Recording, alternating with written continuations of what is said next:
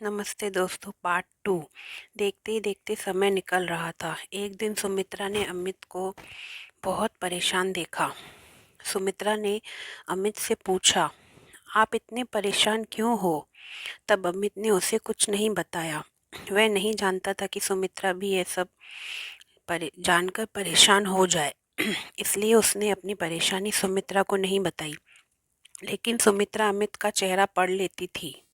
उससे यह समझ आ रहा था कि कुछ तो परेशानी है जो अमित नहीं बता रहा है। अमित भी कोई ज़्यादा पैसे वाला आदमी नहीं था। अमित को व्यापार में बहुत घाटा हो रहा था और उसका काम भी नहीं चल रहा था। उसने अपने रिश्तेदारों से भी कर्जा ले रखा था। उसके ऊपर बहुत कर्जा था, लेकिन यह सब बातें सुमित्रा को नहीं पता थी। अमित की 3 बहनें थीं, जो उसे भी अमित को देखना पड़ता था और दुनियादारी निभानी पड़ती थी। रिश्तेदार कब तक उसकी मदद करते? वह बहुत परेशान रहने लगा। उसको व्यापार बंद करने तक की नौबत आ गई। इतना घाटा हो रहा था व्यापार में। आखिर में सुमित्रा को सब पता पड़ गया और उसने अमित से कहा कि हमें कुछ तो सोचना पड़ेगा। ऐसे कैसे जीवन चलेगा? उसके रिश्तेदार भी उससे कर्जा मांगने के लिए उस पर दबाव डाल रहे थे। तो सुमित्रा ने उससे कहा कि हम किसी बड़े शहर में जाके अपना व्यापार शुरू करेंगे। उसकी शादी को सिर्फ 6 महीने ही हुए थे और इतनी जल्दी उसके ऊपर दुखों का पहाड़ टूट पड़ा था। जब अमित की बहनों को यह पता चला कि अमित दूसरे शहर जा रहा है, तो वह बहुत परेशान हो गई। उन्हें लगा उनकी भाभी उनके भाई को उनसे दूर कर रही है। फिर वह ये इन सब का जिम्मेदार सुमित्रा को मानने लगी। उन्हें लगता था कि वह उन्हें उनके भाई को उससे दूर कर रही है और दूसरे शहर लेके जा रही है। लेकिन सुमित्रा तो अमित की भलाई के लिए सब सोच रही थी। अमित के रिश्तेदार भी अमित को परेशान कर रहे थे, अपना कर्जा वापस मांग रहे थे। अमित ने कहा कि जब मैं पैसे कमा लूँगा तो मैं आपका कर्जा लौटा दूँगा। लेकिन उन्होंने किसी की बात नहीं मानी और अमित को कहा हमें हमारा कर्जा जल्दी वापस चाहिए। बहनों को लगा कि सुमित्रा हमारे भाई को हमसे दूर कर रही है, तो वह सुमित्रा से भी नफरत करने लगी।